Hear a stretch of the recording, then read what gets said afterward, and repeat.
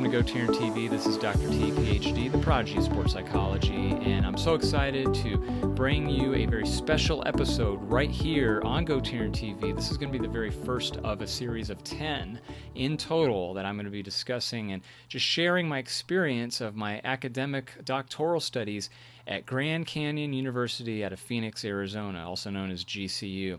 And so let me preface this first of all by saying I know many of you know that back in 2021 I obtained my PhD in sport performance psychology from GCU, and currently today, in fact, I work with them as an adjunct dissertation doctoral chair as well as a content expert, and so I do that on the side with several different doctoral learners at GCU.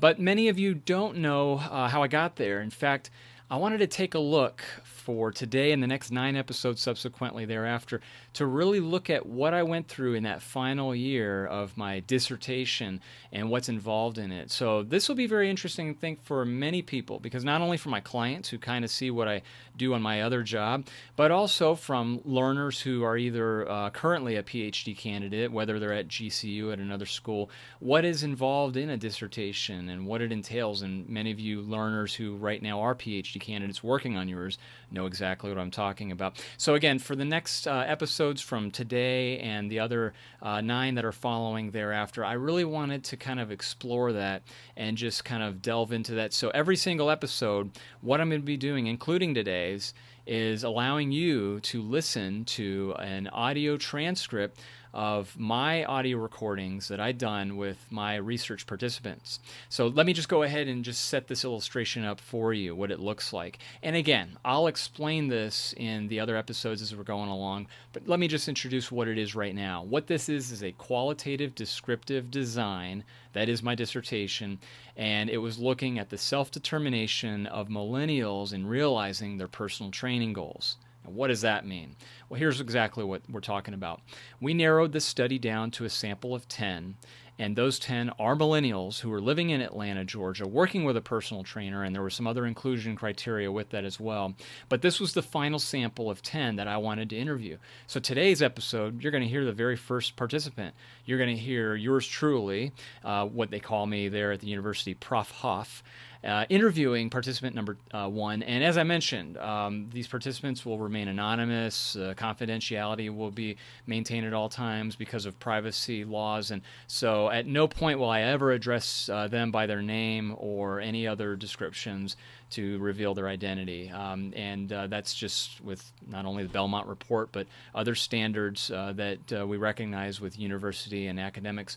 But what I wanted to also just let you know is that the interview itself goes anywhere between 45 minutes to an hour, so I encourage you that if you're watching this right now, maybe if you're waiting to go on a long drive or if you're on a coffee break at work or what have you, I'd love you to go ahead and not only listen to this, but also see how you relate to it too.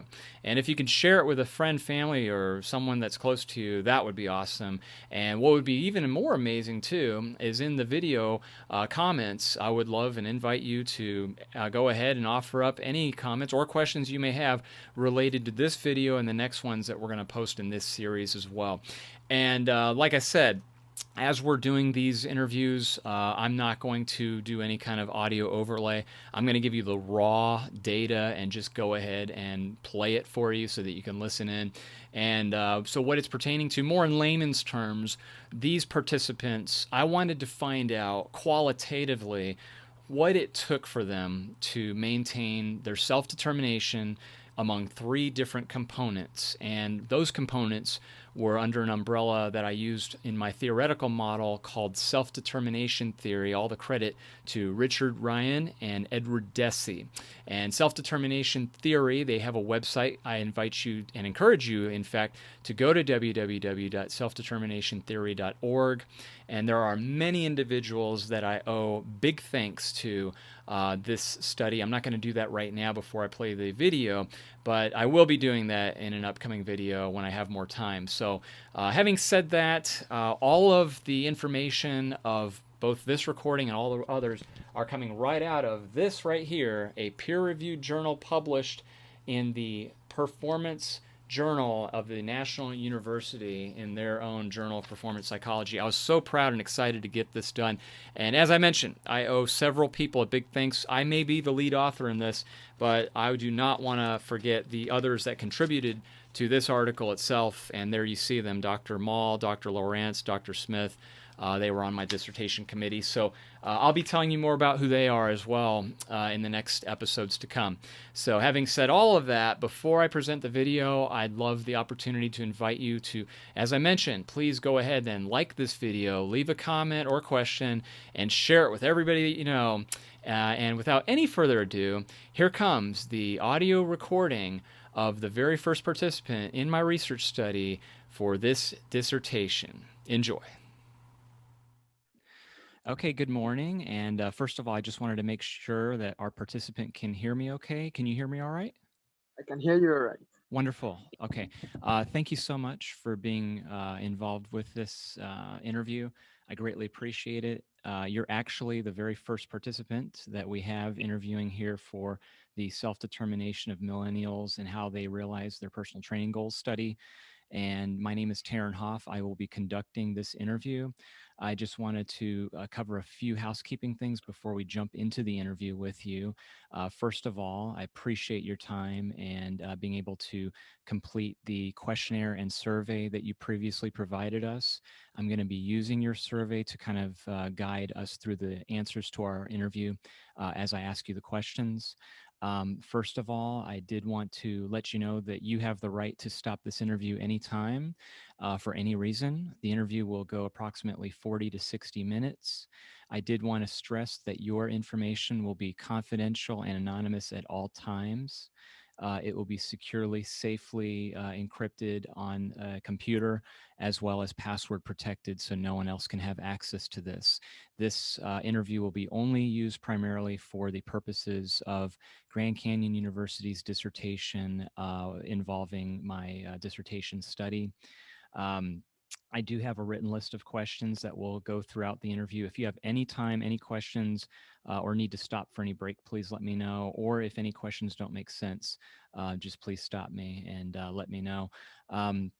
I also wanted to acknowledge that. Can you please indicate you did or did not? Did you give us consent for the survey that you did online on Amazon Mechanical Turk? Yes or no? Yes, I did. Yes, I Yes, did. right, exactly. We do have that from you. And then secondly, I want to ask you and confirm yes or no. Did you give us consent via an email by signing your signature to do this interview with me today? Yes or no? Yes, I did also. I did. Okay, Yes. wonderful. And again, you will be paid the $40 guaranteed fee. And before we were recording, I indicated that I'll be sending you that payment via PayPal, and we'll confirm that by getting your email address at the conclusion of our interview. Yes. So before we start, do you have any questions of me? No question. Okay, wonderful. Okay, well, we are recording this on Zoom right now. And again, I do want to let you know that you will have a copy of this interview if you'd like. Can also give you the transcription because I'm going to transcribe our interview together. I selected you specifically, along with 9 other individuals, as part of my dissertation follow up. Originally, I had 50 individuals complete the mechanical online Turk Amazon questionnaire and survey like you did. What I did to ask you to come here was I took a gathering of both your goal achievement, which I'll cover here momentarily, as well as your answers to the BPNSNS survey of self-determination. I've invited you because your score was favorable and higher as a composite of both the BPNS-NS survey as well as the achievement goals that you answered in the demographic questionnaire. So here we go. Let's jump into the questions right here. To confirm the demographic questionnaire, can you please let me know, and stop me anytime, I just want to make sure this is correct. You're a 35-year-old male? Yes, 35. Uh-huh. White Caucasian, Yeah, correct. and you have been working out with a personal trainer for at least 2 up to 3 years? Yeah, for Okay. 3 years. Okay, and on average, have you worked with a personal trainer twice per week? Yeah, Okay. twice per week. Right. And then from our questionnaire, it looks like you indicated at a starting weight of 145 pounds, losing 20 pounds to finally get to 125 pounds. 125 pounds, correct. Uh-huh. And then finally, last question of the questionnaire, you started at 19% body fat approximately, finishing with approximately 14% body fat with a net loss of 5% body fat. 5% body fat, yeah. Excellent. Okay, great. Now let's jump into the next part, which talks about the survey that you answered for us to guide us as we go along through these questions. I want to let you know that my hope and goal of asking you these questions is that I can help answer a couple of research questions for my dissertation. Through your validated quantitative survey answers, that will help me answer my first research question, which is, how do millennials describe their self-determination in terms of autonomy, competence, and relatedness? Excuse me. Secondly, my second research question, pardon me, is what has to do with the following interview questions with you. These will be open-ended questions. There's no right or wrong answers. I'm just trying to get a sense of how self-determination influences you. And specifically, research question number 2, how do millennials describe autonomy as a contributor to realizing their personal training goals? So to ask you the first question here, before I ask the question, the word autonomy, by definition, is a desire to be causal agents of one's own life and act in harmony with one's integrated self. This is a component comprised in self-determination theory. So, in layman's terms, for autonomy, what that means is, how independent are you? How independent are you to make your own choices? And for a lot of the autonomy questions that you answered, you scored very high on those, meaning, for example, let's just use question number 1 that I asked you from the survey. It says, I feel a sense of choice and freedom in the things I undertake. You gave us the answer of agree, which coincided a lot with other autonomous questions that we asked you about. So autonomy, again, just for example, when I ask you how autonomous are you in just different things of your life, that means basically is, how independent are you? How do you basically go on terms of being able to make decisions on your own? And again, from according to the survey, it looked like you scored pretty high on those answers.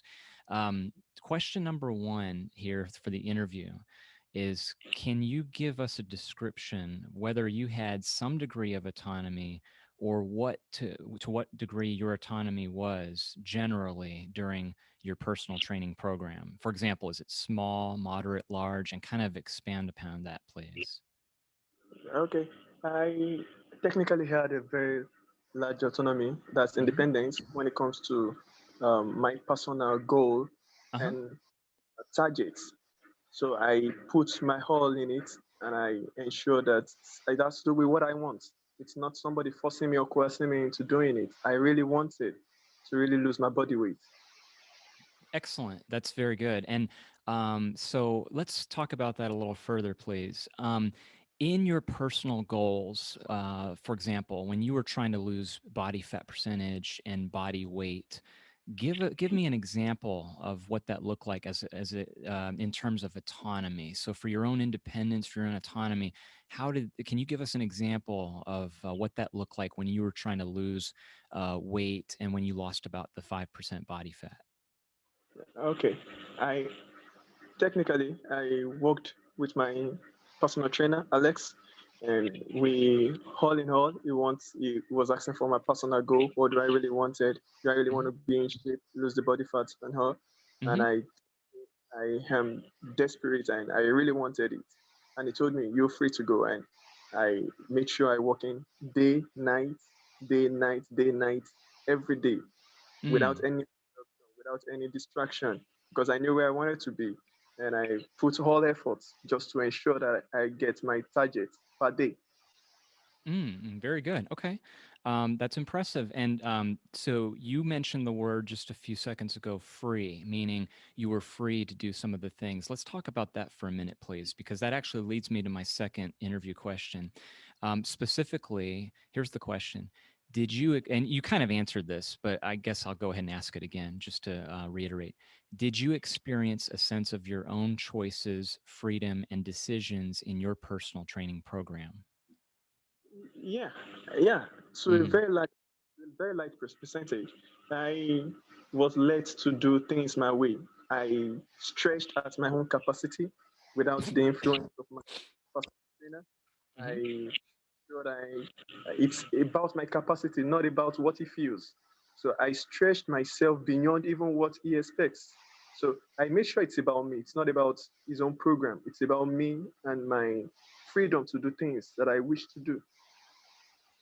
Okay, good. And so it sounds like from what you said just now, you mentioned about things that you wished to do. And so, am I correct in assuming that you did wish to lose the weight and body fat percentage, and therefore you were satisfied?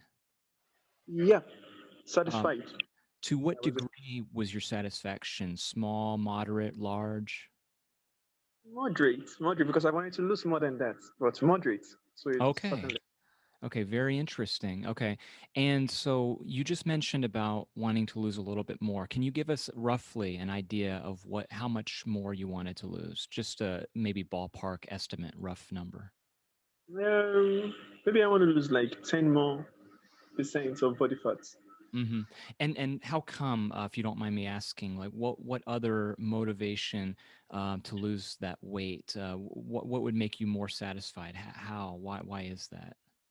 Yeah, I just want to be a little bit more confident with my body stature, with my physique. I want to really be more confident about it. I don't want anybody looking at me like this guy's fat. I don't want anybody like I'm out of shape. Hmm. So I in shape all the time. And I think if I lose 10 more percent of body fat, I should be where I really want to be. Okay. Okay. Yeah. Fair enough. Very good. And you mentioned confidence too. And when we go into talking about competence, that's going to line up with what I want to ask you about. But before we get to that, let me ask you this question number three.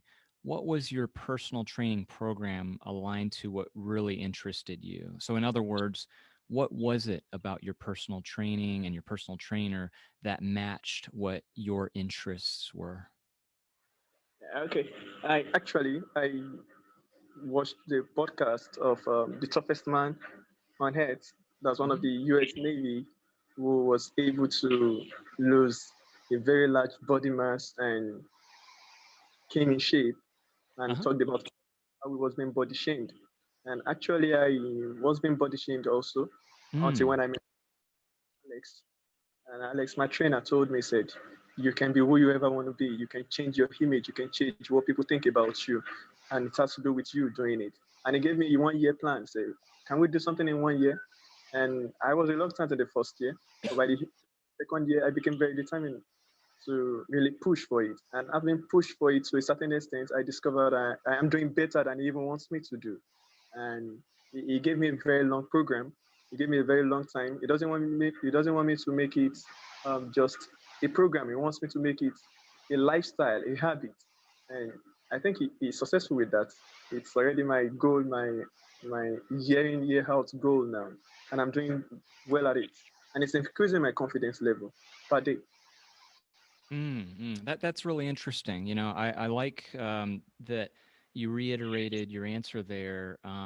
That's interesting to use the word confidence several times there. And what I learned from your answer in terms of the motivation of being body shamed and also being able to complete this task with a 1 year goal, but in a fairly short amount of time, that's very impressive and. That does conclude the section of autonomy. I do want to move on to competence here, to my next interview question. This is the very first question that's coming up here in a second that has to do with competence. But to give you the definition of competence according to self determination theory, competence is defined as to seek control of an outcome and experience mastery. And in other words, competence is how well do you master a skill? How well are you at a certain skill or procedure that you're trying to achieve and improve your skill set? So, as we move into competence, as we know, competence, there's a lot that goes along with competence in terms of the survey that you answered. You, again, were very high on that. Let me give you an example of one of the answers you gave us previous to the survey. One of the questions on the BPNS-NS survey had asked, quote, I feel confident that I can do things well. And you gave us a very high score of 5, strongly agree, which goes along with competence. So let me ask you this first question in terms of competence. Can you describe whether you had some degree of competence or to what degree your competence was? Yeah, I'll say my competence level when I started was around 50%. Hmm. But as I progressed, as I moved in, day out, as I increasing my competence level, and to a certain degree, I can say I'm close to about 80%, 85%, because I master my skills. One thing I do is I make sure whatsoever you're putting before me, I put a lot of interest in it. Once I'm very, very interested in it, it makes me really, really dedicated into knowing more about it. And but once I'm not interested in it, I tend to my competence on that usually decrease. So I make sure I'm very, very interested in it, and before you know it, I'm doing well at it. Interesting. Okay, so to reiterate, your competence level at first in this program might have been roughly about 50%, but at the end of learning your skill set with personal training and the exercises, it looks like you moved it up to close to 80%.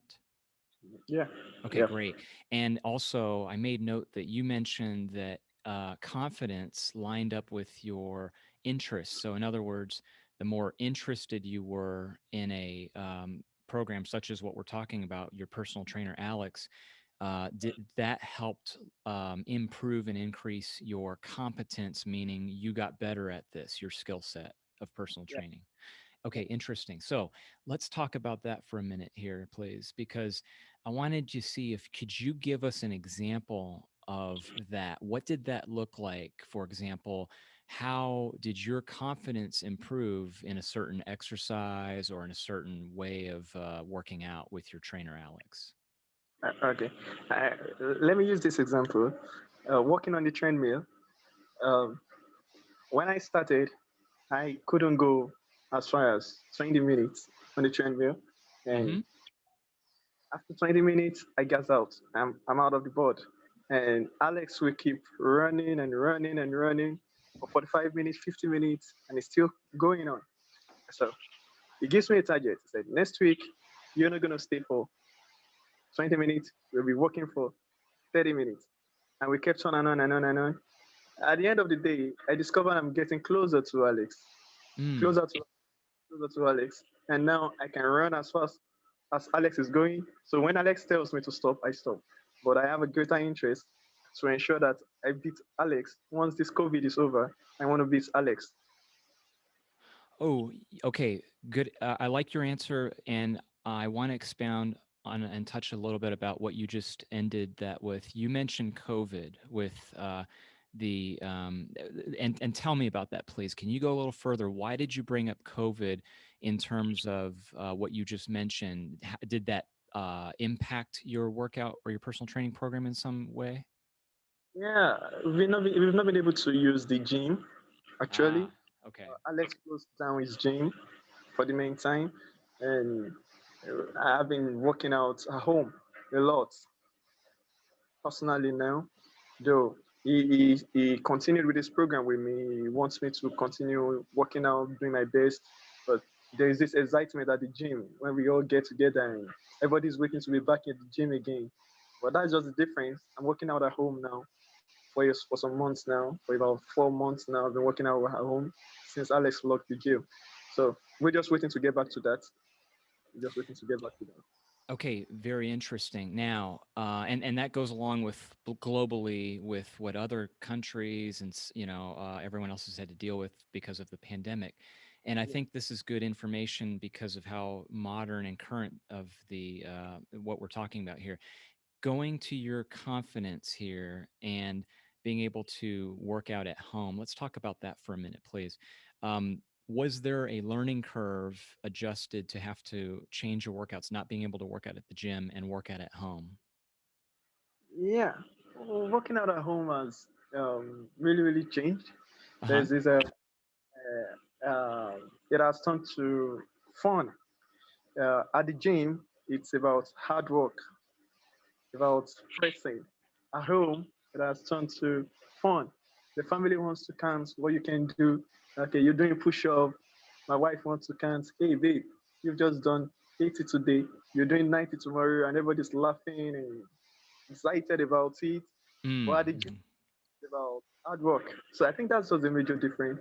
The workload has not reduced actually. I make sure I keep pushing because Alex is always checking on me, he's always on call with me, he's always pushing, sending mails, greetings, and everything. So I don't want to disappoint him when he comes back, when we get back to the gym. But it's been fun at home. It's been hard work at the gym. Hard work, fun. Okay, good. And let me ask you this in terms of competence. Alex has taught you a lot, it sounds like, from what you've told me here. If let's just hypothetically say this, if you were given the opportunity to teach someone else the exercises that Alex taught you, how competent do you feel like you would be as the trainer to help someone else learn what you've learned? Wow, I think I'll do a lot. I will definitely do a lot. As I'm even thinking of at my spare time, training other people who can't go to the gym.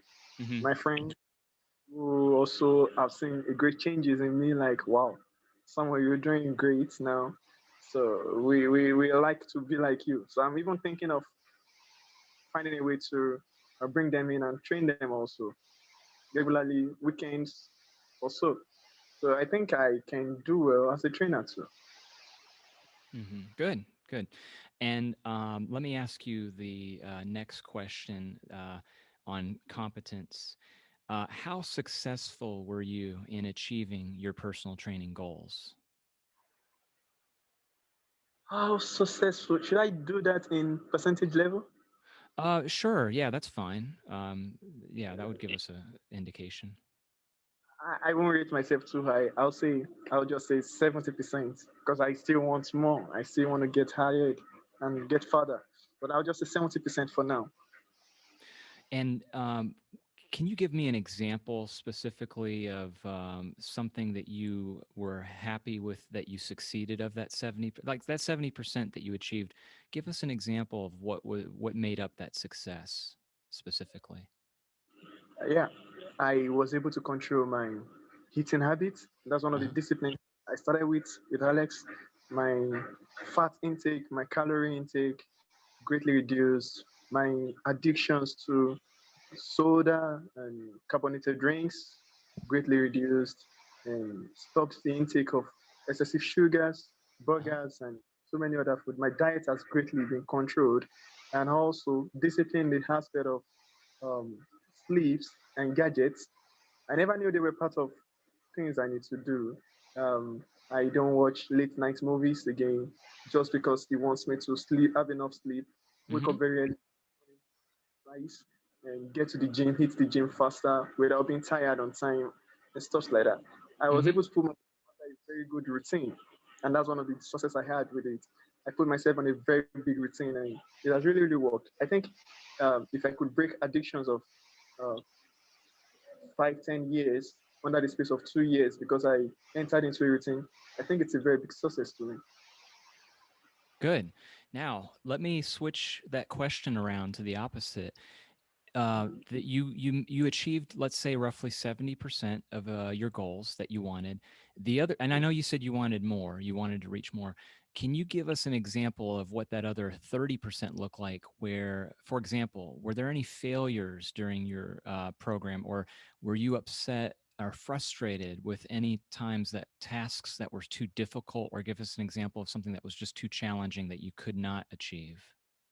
Okay, there are times I angrily angrily left a task or maybe an exercise. I angrily leave the place, and Uh-huh. next week have to come back to me and tell me, you think there is gain without a pain? Hmm. You feel the pain to have the gain, and he will have to just push me over again and say, let's go ahead. And we do it. I remember that sometimes ago I left the gym for about 2 weeks. I said I wasn't going to show up again because he was giving me heavy metals to lift, and it's getting beyond my capacity, and I'm feeling like, oh, I'm breaking. I guess I'm just frustrated in my emotions. But then some other things were happening at work. I think I was letting my uh, emotions, outside emotions, interfere with my um, gym work and so on. But having realized that I shouldn't mingle other emotions with what I was doing in the gym, I think that was one of the things Alex taught me to do. Don't bring emotions into the gym. Come here, work, do your work, find time to clear your head, and get back to the streets. I think that was one of the things I didn't do then, and it really affected me. Um, Sort of losing concentration. I think those are the times I really disappointed myself, and I don't want that to happen again. Interesting. Okay. So I made note that it looks like emotions were something that caused some type of frustration, or maybe stumbling blocks or challenges of you achieving your goals. Is that fair to say? Yeah, that's what to say. Yeah, and it sounds like, to help your competence, do you feel like Alex was helpful by telling you to avoid the emotions, leaving it out, and that would help turn around to achieve your goals? Yeah, that's the main point. Mm, That's hmm. Okay, good. Well, that's very good. That concludes my questions to you regarding the competence portion. I want to move on now to the relatedness. And the relatedness is my research question number 4. How do millennials describe relatedness as a contributor to realizing their personal training goals? Let me first, before I get to the first question of this portion, tell you what relatedness is defined as according to self-determination theory. Relatedness is the willing to interact with, be connected to, and experience care for others. So in other words, relatedness, you could say, is a social belonging or a desire of belongingness to be around others and to work with them. And so, relatedness, again, you scored very high on the things that have to do with relatedness on your survey. Let's go back to your survey, for example, and look at one of the questions. Quote, I experience a warm feeling with the people I spend time with. And you gave a score of 5, strongly agree. So, just to further go into relatedness here, can you please describe whether you had some degree of relatedness, or to what degree your relatedness was small, medium, large? yeah. I'll score myself very high. Okay. And now you say very high. Can you give us an example of the relatedness you had in the personal training process? I I have this sense of humor to a very large extent, and I tend to attract a lot of people to me, either at work or any other place. So while at the gym, I tend to make everybody laugh. One, and Mm. that drives a lot of people to me. And people make jokes like, if I want to be the mayor, definitely everybody in the gym will have to vote for me. You know, I just tend to be there for everybody. Everybody's looking at me. Everybody's seeking advice from me. Now, I'm not the best there, but I think because of my determination, people just tend to like me, and I love them back. That's interesting. And so, you had mentioned the word that you're attracted to others, and they're attracted to you, and making people laugh and jokes, and that helps with improving relatedness. So, for example, can you just give us a picture of what that looks like a little further into detail? Like, give us a story of maybe, can you think of a time when you were in the gym and maybe you might have cheered someone up, or maybe somebody wasn't having a good day, or maybe even yourself, you were not doing too well. And how did the making laugh, joke, feeling a mutual attractiveness, how did that help kind of turn things around? Is there any time that happened? Yeah, I could remember. Um, I and a young man were trying to work out, and we lifting metals. And I got to a time I couldn't go further, and the young man was still lifting. He was lifting about 40, and I shouted, "Hey, this guy's gonna beat John Cena!" And somebody said, "That's not possible." I said, "He's lifting 40.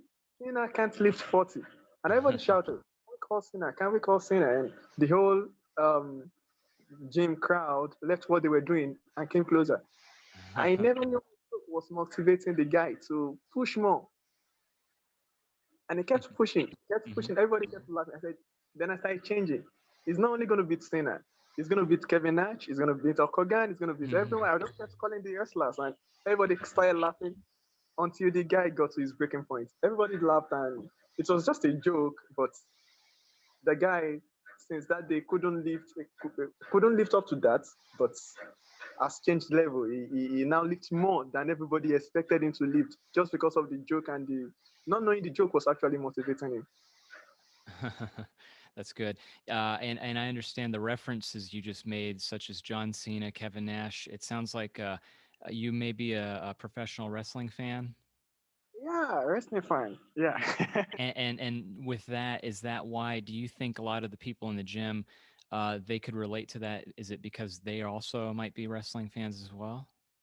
Yeah, I think one of the goals or one of the side attractions Alex gives to everyone in the gym is, um, hey guys, uh, every bodybuilder you see, every man in shape you see, has had a lot of time to work. He's always mentioning Cena. We have the poster of Cena in our gym.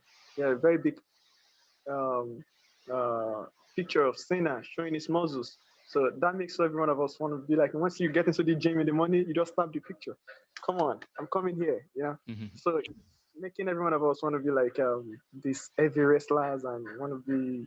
Uh, that's just a by the way. That's just by the way. That's good. Um, Now, the next question I have for you is this. It has to do with your personal trainer, Alex. How mutually connected did you feel with your personal trainer? In other words, how did you feel connected with him, and vice versa? How connected did he feel to you? Do you believe? Yeah, I think the relationship with Alex has now gone beyond just a personal trainer to be a very good friend. Hmm. Eh, it's gone beyond just the gym work now. It's gone beyond the workouts. It's like a friend trying to make sure we do well. Also, I never thought it was going to get to that level, but the way I was attracted to to Alex at the first instance, made me feel like there was more to it. He's a very open guy. He explained in details, and he extended a hand of friendship to us. And I think that's one of the things that made me so open to him. I had to confess my faults to him. I was like losing shapes, and he tends to show a very big hand of friendship. And since then, I think I won't count Alex as a personal trainer anymore. Alex is a friend. Okay, that's interesting. More as a friend now. So let's touch on that a little bit, please. You mentioned the level of friendship now. What about the level of care that you and your personal trainer share? Was there a level of care? Am I right to assume that? Or maybe there was no care between you and Alex. Can you kind of tell us about that? Yeah, there is, to a very large extent, a level of care from me personally to him. I think there has been more. He cares about me too, but I think he has a lot of people at his hands. But personally, he's a lovable person. Everybody's around him, showing him care, and when he had challenges, we're all around him. And personally, also, he has been able to touch us individually too. Me as a person, Alex is a very caring person to me. Okay, good. And you kind of answered my next kind of follow-up question to that in terms of how the care was between you both and how important he is. But let's go a little further in depth here.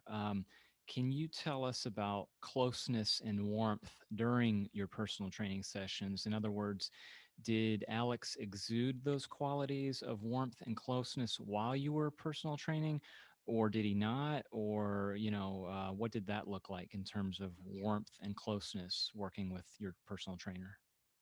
Yep. Well, I would say whenever we're at the gym, Alex doesn't show a lot of warmth. He's always pushing for, hey, you can do it. Come on, get better. Come on, do this. He's always on our neck, trying to push for greater works. He's always on my neck, trying to make sure, no, you can't stop, man. You can't give up. More, and stuff. But after the whole training process and everybody's done, and he looks straight into my eyes and tells me how much he appreciates and how much he cares about what I'm doing, about me as a person. And I think that should be one of the things I ever cherish about him. Interesting. Okay, now, if let's say for any reason, Alex, your personal trainer, either ended up quitting or moving or anything else that caused the personal training relationship to no longer exist, what are the qualities specifically of this related closeness and connection that you have with him that you'd want from another personal trainer that you would hire? I will just love a level of sincerity, a level of sincerity, somebody who understands um, individual capacity, who understands individual capacity, and who is a very big mind reader, someone who could um, predict what one is going through and not mingle emotion with work. I think those are the things I will greatly miss about him. Okay, interesting. And with those qualities, let's kind of delve a little bit into that too. You'd mentioned that you'd want that trainer to have sincerity and understanding individual capacity and kind of being a big mind reader. In terms of when you would work with another personal trainer, let's say, what would you want to exude to that trainer? So, for example, it's a mutual connectedness and you want those qualities from that trainer. Let's assume that that trainer had those qualities. To give back, what would you feel like you were obligated to give to that trainer, if any? I think uh,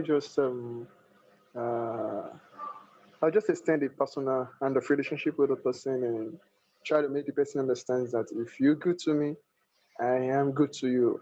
Apart from just payment for service and stuff like that, I like my friend being my trainer.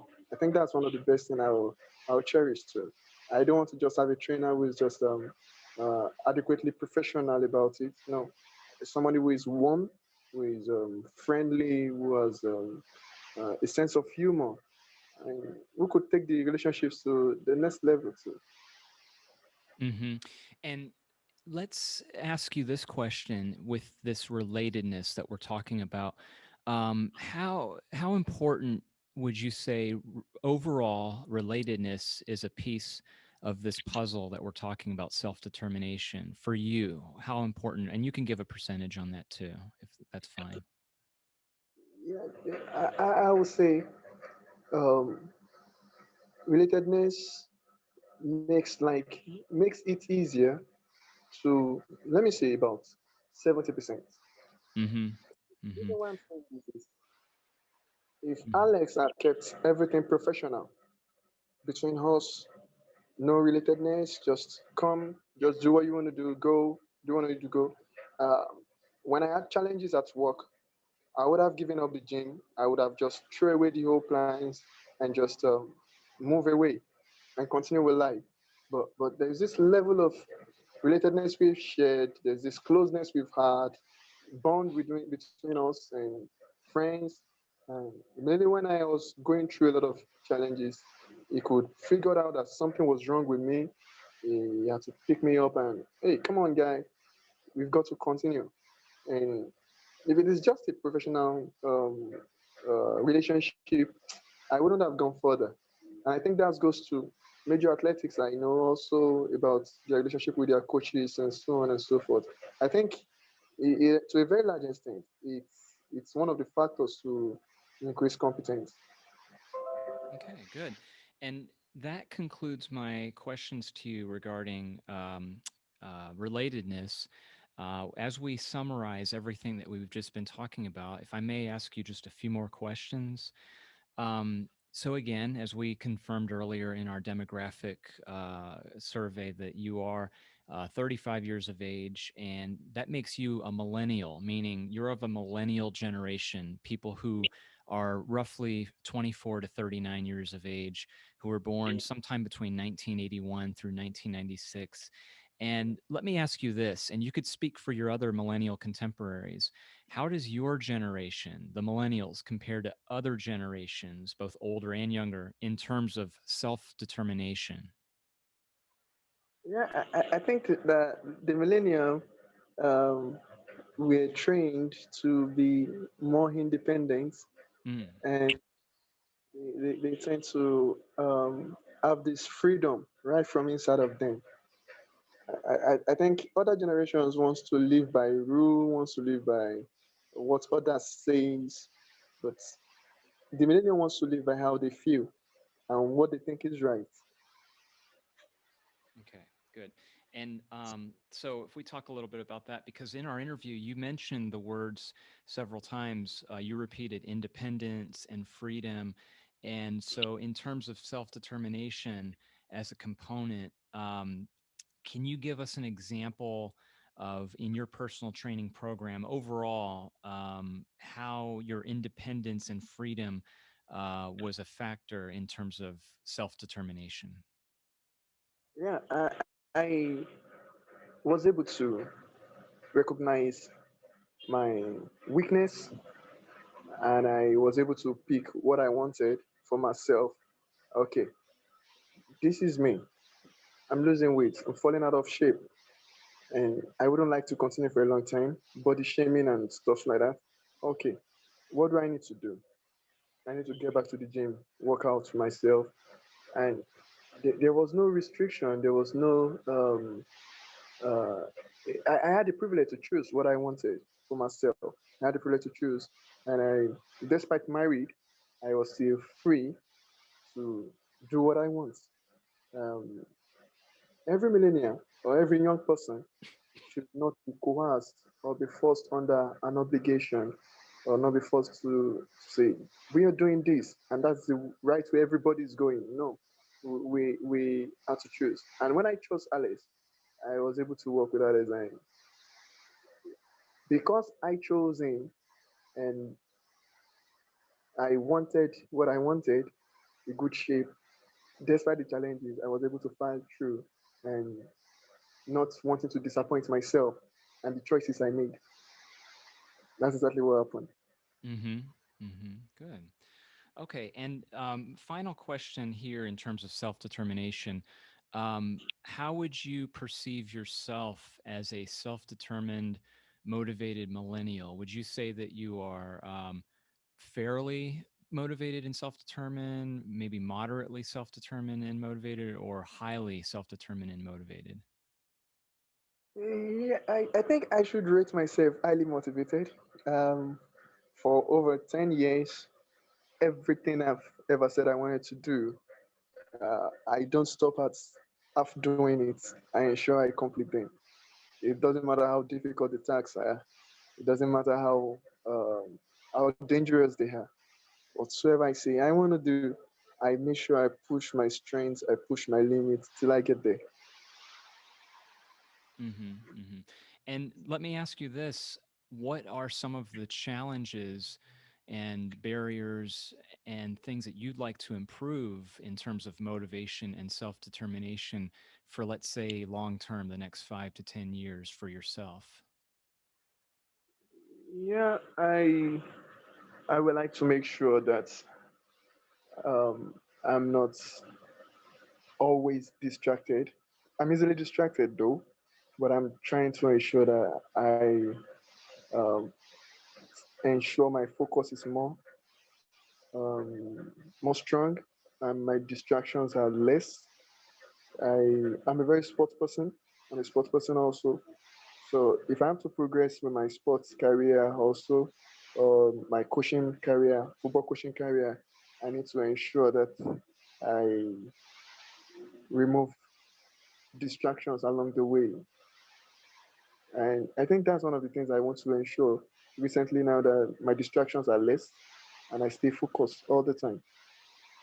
Hmm. And then finally, on this topic of self determination and motivation, specific to personal training goals, you touched on this in your interview here previously in the last 40 minutes. Let me ask you just overall, how does that look like for the next long term 5 to 10 years of being satisfied with personal training goals? Give us a picture, please. Walk us through, illustrate. How does that look like for yourself with being happy and achieving personal training goals as they are related to you? Okay, I think in the next in the next series of years, I think I would have perfectly achieved my goals, my body structure, my shape intact, and losing all body fat. And also, I would be able to confidently show my skills outside, my competent skills outside. Yeah, I also can train other people and also motivate people to um, do more. And I think it's going to affect every area of my life because it's not going to be a success that reflects my body shape alone. It's a success that reflects in all parts of life, telling people if you're determined to be this, you can get there. So the discipline length there is going to affect every other aspect of life. The the rate of hard work, the rate of motivation in the gym and in the workout will definitely affect other aspect of life. I think I see myself getting better Good. when Hmm. Oh, continue, please. Yes. Hmm. yeah, it's really gonna make me better, and it's really I think I'll have something to share with people. It's not just about telling them you can do it. They see the evidence that yes, I have done it, and it's really gonna make them feel like wow, if this man could actually hit the gym and get better, and it's affecting other businesses, it's affecting my sports career, it's affecting. So it would make me feel like yeah, if trainer motivated me to get to this level, then definitely I could motivate somebody to get to that level also. Very good. Okay. Um, that concludes all of my questions for this interview.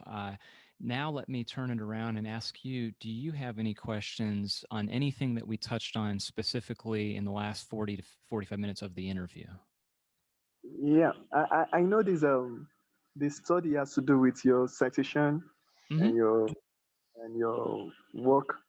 Well, the only question I need to ask now is that is there a way to get a feedback um, about the study? Maybe something to make me learn also and say, okay, I think this study is, like something like a briefing that, okay, this study, this is the results of the research and so on and so forth.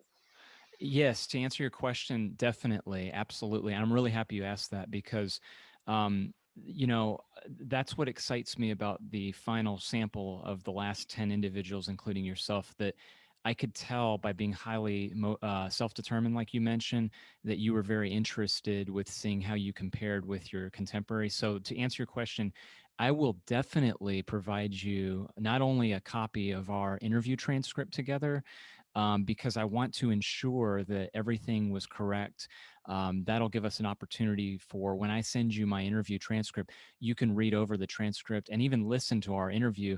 And if you wanted to change something, for example, or if you think that maybe you wanted to add on to anything, by all means, you could do that. And we'll have communication through email with each other from here on out. And when I do finish this dissertation study, I will definitely not only send you the results of the survey, you'll be able to see, for example, how you compared with your other millennial contemporaries, both in the survey and in the interview. And you'll also be able to see results of how they compared with answers to the question. And here's the real interesting thing that I like of why you asked that question, because while we are doing these interviews, I'm taking notes of key themes that I'm finding from your answers.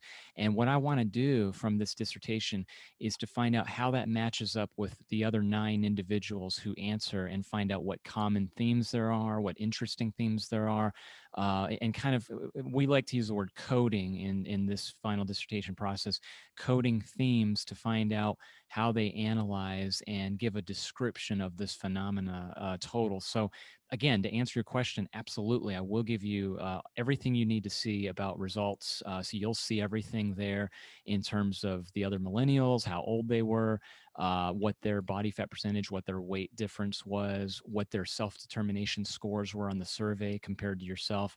So you'll actually be a part of this final study that gets published. And in fact, when this eventually does get published, the dissertation itself will be available for you to view online on ProQuest. And it's exciting because you'll know that you were a part of that dissertation study. So, and this is the first of its very own kind too, by the way. So I'm really excited to tell you that, with a capital, all caps exclamation mark, yes, definitely we'll get you the results of this study. And you'll see how this helps maybe provide you better insight on your own self-determination and motivation with personal training goals. Okay. Okay. I love that. Thank you very much. Oh, my pleasure. No, do you have any other comments before we conclude? No, no comment again. Well, again, I want to stop the recording here momentarily and tell you before I hit stop, thank you so much. Please don't hang up yet. As soon as I hit stop, I want to talk to you afterwards. And I really appreciate your time, and can't thank you enough for taking part in this study. It really is invaluable. And you've helped us so much with answering some really excellent questions as part of our research study here for Grand Canyon University. So again, this is Taryn Hoff with participant. In terms of this interview, we're going to be stopping the recording right now.